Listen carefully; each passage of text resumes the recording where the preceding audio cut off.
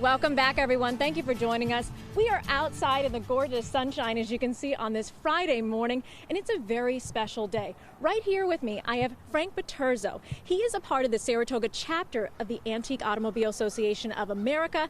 What's happening that's special today, Frank? Well, today is our second visit to the VA. Turned out that we did it on a commemorative day. It's National POW MIA Recognition Day. It was completely by accident last year, but a real good, fateful accident. And we have a show, just us and the vets, so that we're one-on-one. We're there to talk about our cars. They're there to tell us stories about theirs. So it's really a wonderful day. How special is it to those veterans and to you to do this? Well, for me, it's selfish. I just love doing it. And for them, I suppose it breaks up monotony. I can't imagine spending time every day in the same place so that they can come out. We got a wonderful day, which is appropriate.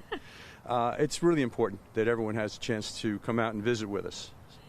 And what car do you have with you today? Just curious, because I know the vets are really going to enjoy seeing it. And again, being able to just share their stories with you, maybe even inside the car. Well, that's why we're there, so they can get in a car if they'd like to, not like a regular car show where it's don't touch. This is a 78 Thunderbird that I've owned since 2014. Whew. I bought it from Wanad. The guy was in the paper. His daughter wanted the garage back, and it was his dad's car from new. And I saw it and said yes.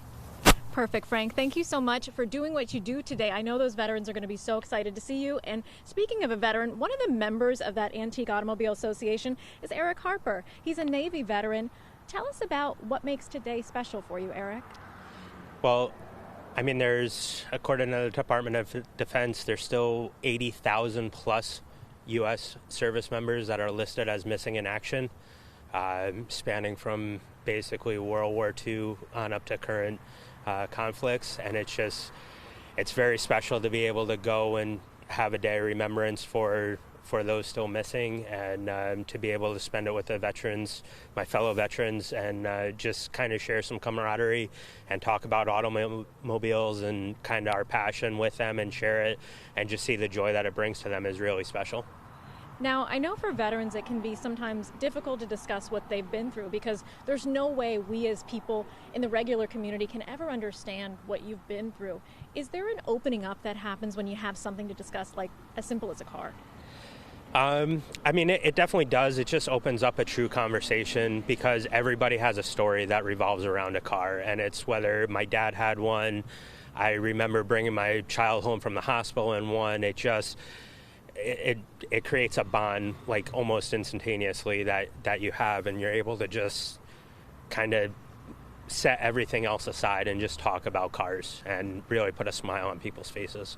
Say there's a veteran listening, or maybe there's even a family member of a vet listening today. Why would you suggest they maybe come out today, even if they're not at the VA?